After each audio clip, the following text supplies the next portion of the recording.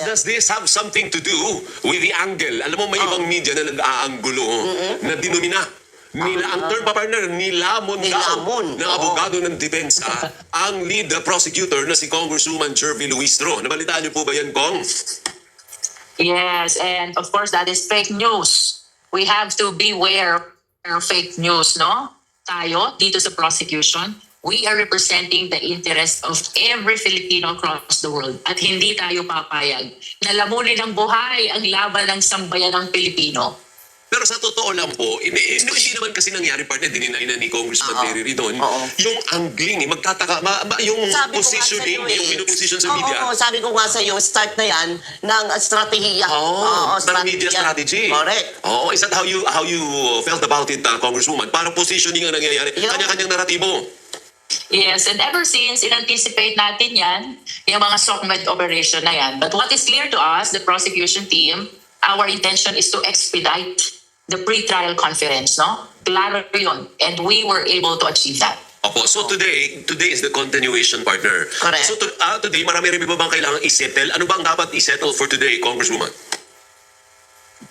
Almost all issues are submitted for resolution na ng impeachment court, no, Alvin? So ang natitira for today is the continuation of marking of exhibits. At ito particularly ay with respect to those which have voluminous exhibits. Ito yung unexplained wealth and confidential fund. We hope na matapos today so that hihintayin na lang natin ang pre-trial order, and after pre-trial order, the parties can file comment to that, no? And then wait for July 6 for the start of our trial.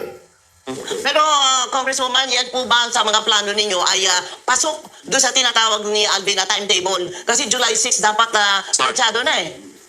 Definitely, Doris, no? At ito yung ating na-appreciate dito sa nagdaang first schedule na pre-trial conference because we are aligned with respect to starting the trial on July 6, 2026. So certainly, Doris and Alvin, at sa lahat ng mga nakikinig, mag-uumpisa po ang paglilitis ng July 6, 2026. Opo, yan ang inaasahan natin. Pero alam naman po natin kung pwedeng umakyat na naman kung saan-saan korte. May taktika. May mga taktika na ganyan. Kasi umpisa na nga po ng pag-estrategiya. Yes, that's correct. But nonetheless, we are very much positive, no? Kasi binanggit din to ng ating clerk of court during the conduct of PTC na mag-uumpisa ng July 6, no? And even if we assume that they will be filing petitions in court again, so long as walang TRO, we're positive na tuloy-tuloy na. Again, Doris, no? Ang grounds natin ngayon are almost similar to the first impeachment back in the 19th Congress. Ibig sabihin po, napakatagal na nang ipinaghihintay ng sambayanang Pilipino.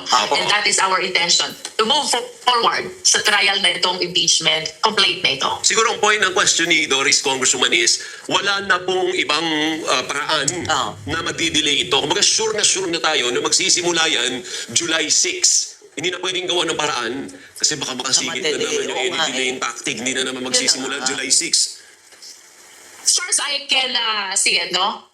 Na-resolve na yung issue ng leadership, di ba? So, may majority na. They are 13, no? Kung a-attend pa yung minority, it will be better sapagkat dapat naman as constitutional duty, mag-attend sila lahat.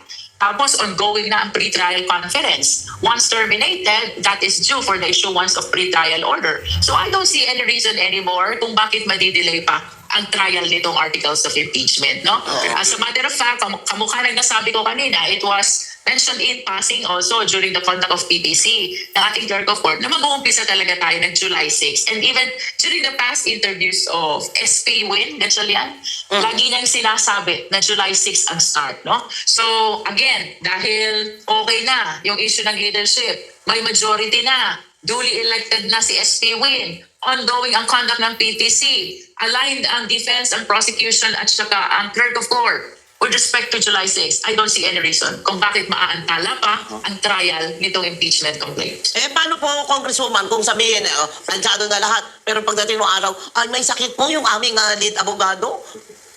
Well, that will not be possible, no? Kasi ang dami nila, no? I think they are 10 lawyers from the defense team. So kung meron bang mga reasons why the lead counsel cannot appear, of course the other counsel can appear. That's the purpose of having a number of lawyers, no? In the same way that dito sa prosecution, the absence of one should not halt or delay the proceeding of this impeachment trial. Gaano, nabanggit mo yung marami sila, gaano karami ang abogado o abogada ni Vice President Sara Duterte? Na curious tuloy ako, how many lawyers have you seen representing the Vice President? Ang nakita ko during the PTC na nag-appear, siguro around 10 lawyers. Ay, Yes. wow. Ay, hindi pa ganun karami yun. Aha. Pag umabot mo And sa then, 50 yeah. yan ang marami. Nahiya pa. Sometimes hindi rin maganda yung sobrang dami, no? Kasi communication-wise, hindi na kayo masyadong coordinated, no? For the prosecution naman, of course, we are 11 from the House and 10 from private prosecution team. So we are a total of 21. 21. Marami-rami din. So, Congresswoman, dito pang ganitong klaseng kalaki, ganito ka-high profile na kaso, ang labanan talaga dyan ay sindakan.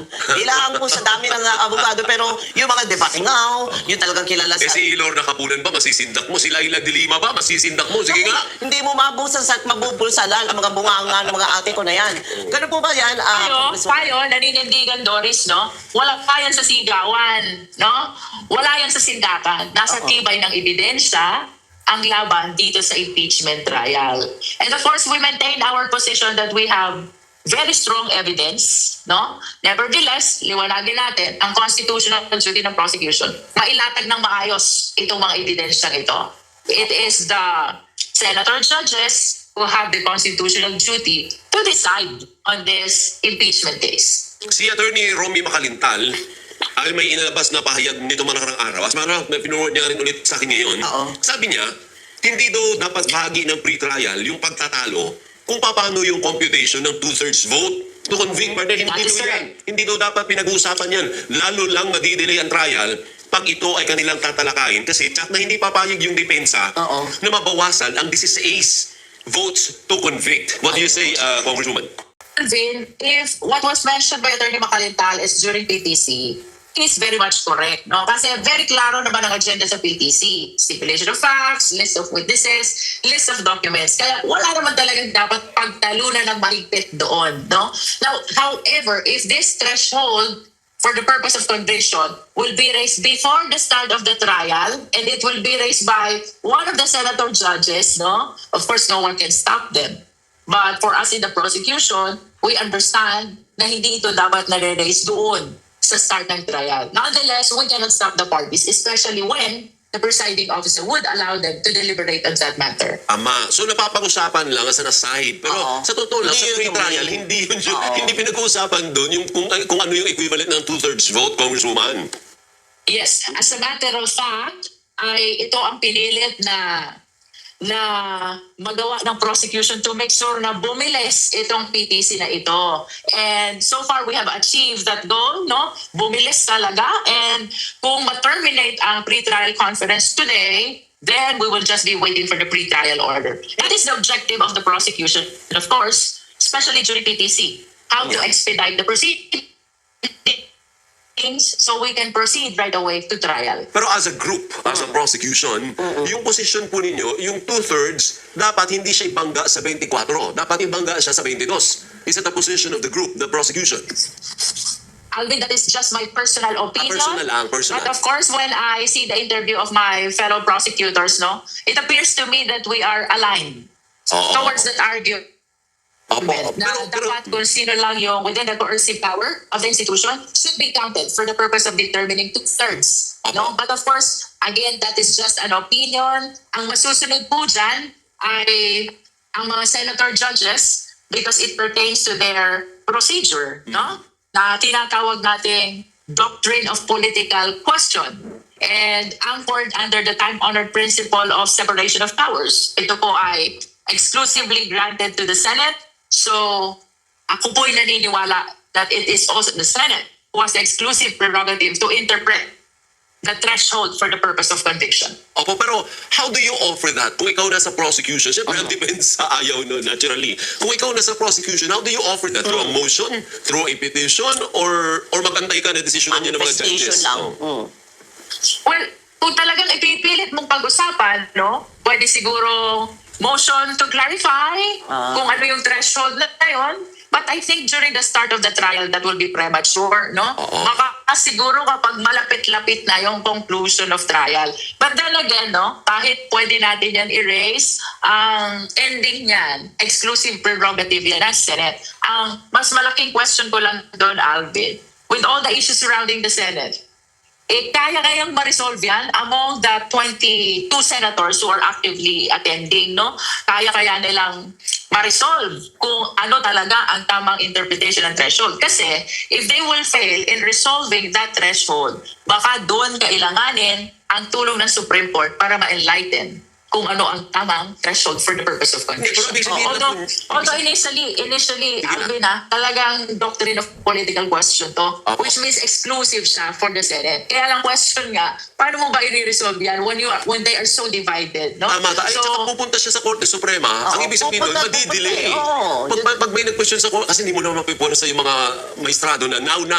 Decision, hindi, lalong magdidelay. Napakabagal pa naman magdesisyon. Well, there is another thing that we have to consider, Alvin, no? For purposes of elevating the matter to the Supreme Court, one of the requirements is actual case or controversy, no? So, to my humble opinion, hanggat hindi nagbubotohan, hanggat hindi nagkakaroon ng decision ng senator judges whether convicted or acquitted, there's no actual controversy or case to speak of, no? So, to me, mukhang kailangan mo na magbotohan before the subject matter becomes ripe for purposes of petition to the Supreme Court.